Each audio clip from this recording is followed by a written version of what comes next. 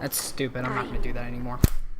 Bye. See you later. So I'm sure all of you have seen this guy, Ajit Pai, FCC chairman. Yeah, and everybody's just, you know what? I'm going to have to do the thing again. All right, this is just my personal opinion. These do contain actual FCC websites. This is the actual source material. This isn't from CNN or Fox News or anything. This is just pure actual FCC regulations. I've got the whole thing right here. FCC.gov, restoring internet freedom. It's all right here. I'm looking at it right now.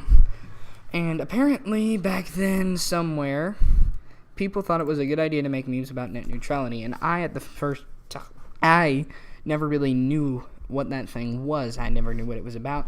All I heard was that people were saying that, oh, this is going to ruin the internet.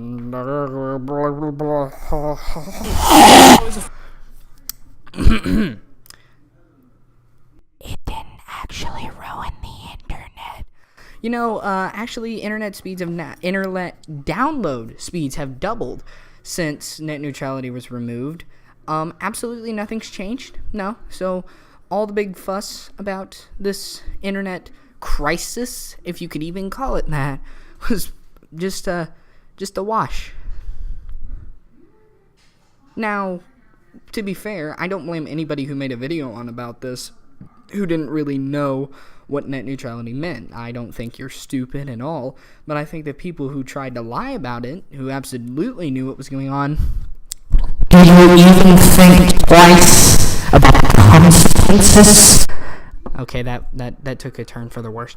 But, nevertheless, people who actually did their homework found out, and by people who did their homework, I mean me and maybe, like 5 other people on the internet, looked up and actually found out what removing it was. Holy crap!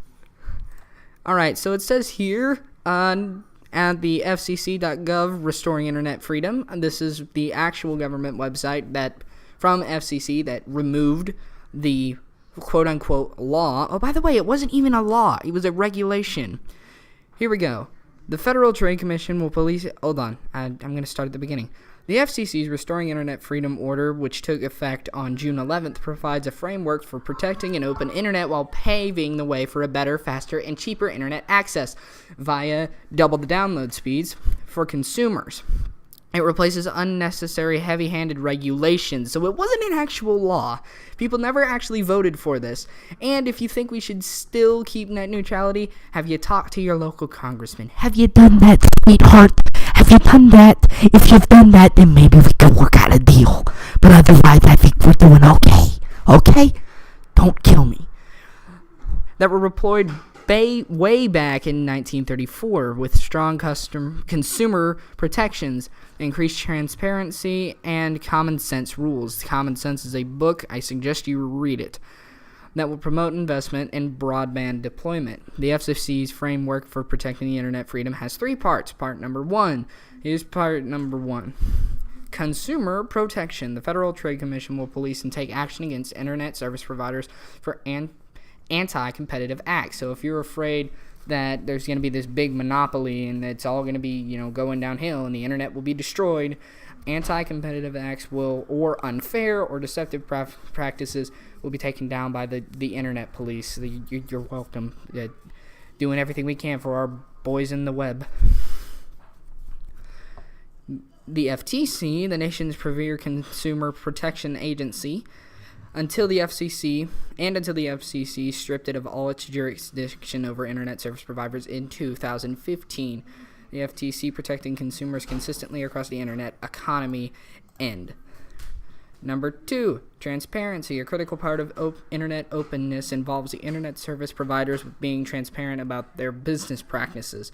And that's why the FCC has imposed enhanced transparency requirements. Internet service providers must publicly disclose information regarding their network management practices, performance, and commercial terms of service. That means you have to tell them what the terms are. You can't just hide it in a 40,000-page document that nobody has time to read. And I'm not just saying that because we're lazy. I'm saying if you're working at a job and you need this software and you need to get this out now, you don't have time to go through thousands of pages and 10,000 letters. I don't think the math is exact on that. These disclosures must be made via publicly available, easily accessible company website or through the FCC's website.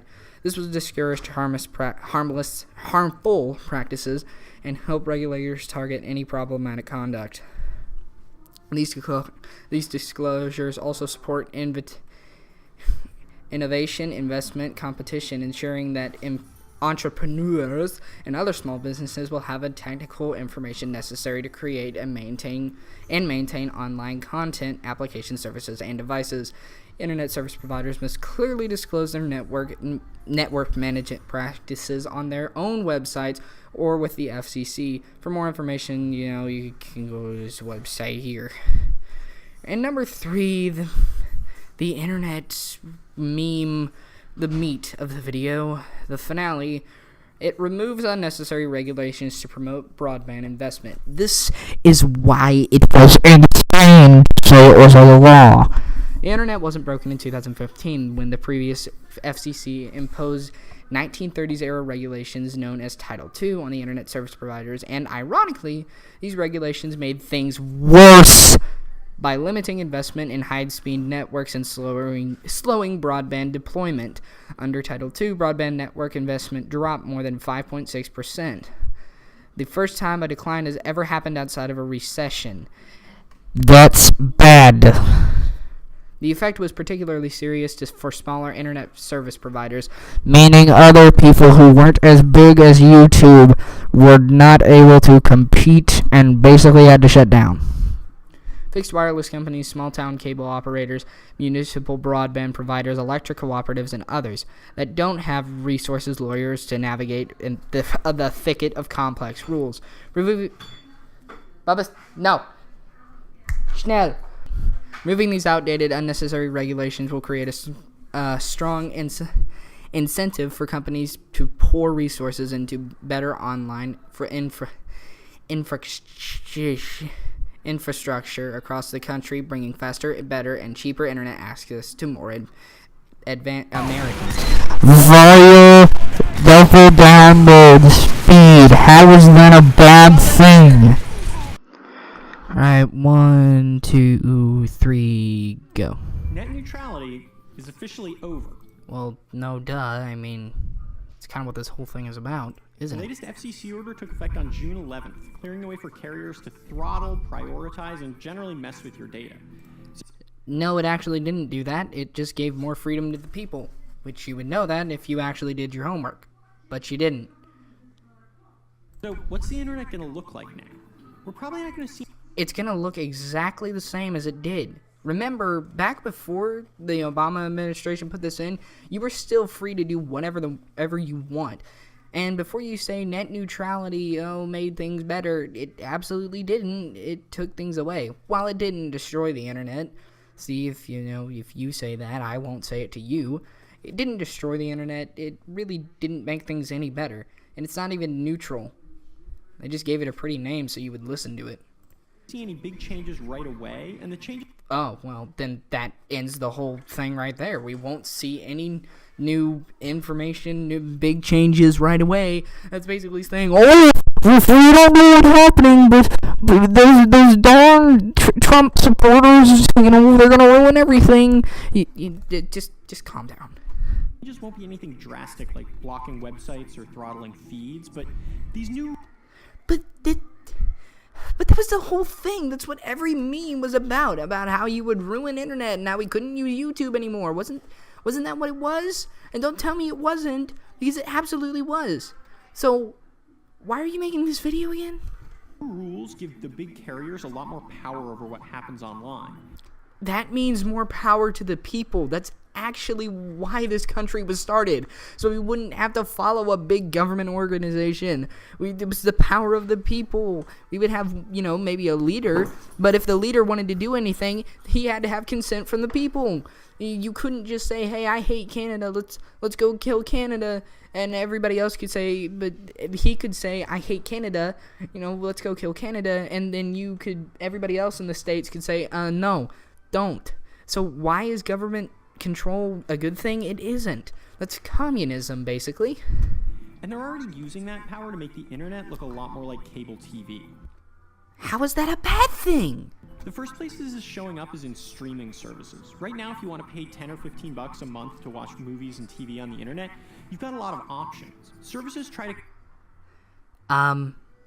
Okay, well, let's listen to him. compete and win us over with exclusive shows or lower prices, but as the FCC backs off, we're also starting to see another kind of deal that's a lot more troubling.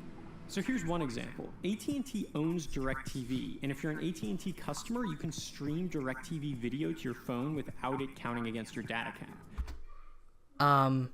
No, you can't. That's potentially a huge savings if you're away from Wi-Fi for a while. Okay, so if you're away from... Hold on. There's a similar deal with HBO Go. Okay, so if you're away from Wi-Fi, this won't cost you anything. This will save you a bunch of money if you're away from Wi-Fi for a while. Well, now that net neutrality is dead, yes, you're gonna have to pay a little bit more money for your crappy shows, alright? Hoppers, shit, schnell. Now go chase this thing. It amuses me. And also between T-Mobile and Netflix. Verizon has an entire service called Go90 just designed for this. That sounds great because it's free, but in the long term, it lets carriers pick winners and losers in the streaming game. Well, then that's their choice. You're not required to use any of it. You may like to use it, but if YouTube says, hey, you have to pay to use this site now, you can absolutely say, no, I don't have to. Whereas the government didn't, you kind of had no choice but to do whatever he said. It's kind of a vicious circle. Plus, you didn't really explain why that's a bad thing. So, let me get this straight. Data counts up. AT&T owns DirecTV, alright? Which means you can get it included onto your date, which you think means that you can get it for free when you're away, right? Well, now that net neutrality's gone, it's counted against your data. It doesn't count against your data if you're on Wi-Fi. I know nobody likes that solution, or nobody will like that solution, but how is it a bad solution? Just stay on Wi-Fi. Plus, do you even use DirecTV anymore? And it's just the first move in that fight. As the FCC backs off, carriers could start slowing down data streams or adding caps for not. But they could also not. In fact, download speeds have gone faster. I can't believe that I have to stress this, but download speeds are going faster because net neutrality's gone. Non-sponsored services, anything to give their partners an edge. They're going to keep pushing the boundary of what's allowed there, and without clear regulations, there's no one to push back. Actually, there are regulations because we just talked about the internet police, that if they do any, unlawful or crooked practices, they'll crack down on them. You've got nothing to worry, dude. That's good for carrier-owned services like DirecTV and Hulu and HBO Go. Big tech companies like YouTube and Amazon are probably powerful enough that they'll come out okay, but if they get in a fight with Verizon, they could easily see service slow down. No, they won't. Download speeds are faster now. And if you're an independent service, it's going to get harder and harder to compete with the big players. We're going to see similar fights in streaming music and other big markets until most of the internet is controlled by a handful of carriers. No, you can't have a monopoly because that's one of the things that the regulation said was not possible. There's also going to be a lot more ad tracking. Back in 2016, Congress repealed carriers' data privacy rules, so the same companies have free rein to track where you go on the internet and use that information to serve you targeted ads. It's creepy enough when Facebook and Google do this stuff, but because carriers control your internet connection, their tracking is going to be even harder to avoid. And those same companies are already buying up online media outlets and ad tech firms to power the network. AT&T has come right out and said it wants its ad business to be every bit as big as Facebook and Google. AT&T has an amazing amount of data, customer data. You pair a very formidable ad inventory with a very formidable amount of data, information on the customer, viewership data, all kinds of other information, and can you create something unique just from a straight advertising platform and change how you're monetizing content? We actually believe there's a strong opportunity to do this. And Verizon has the same plans as AT&T. There's still something we can do about this, and it starts with voting, right? Oh my God, it wasn't a law. It never was. It was thrust upon the people without the people's consent. Right now, there's a motion in Congress that would stop the new FCC order in its tracks. I'd like to see you try. If you go to the link in the description, you can see which members of the House signed on. And if your representative isn't on that list, you have a chance to vote them out this November. There's even more opportunity at the state level. California's already passed a state law to preserve net neutrality. You know what? I'd expect that from California. They're the same ones that find hypodermic needles in the streets. Let that sink in for a minute. Protections there, and similar bills are pending in New York, Illinois, and other states. Yeah, I'd expect that from all those states. Net neutrality is still really popular across both parties, and candidates like Beto O'Rourke in Texas are making it a central part of their pitch to voters. The Yeah. You're gonna get spanked. FCC's decision to end net neutrality is bad for our country. How? How is it bad?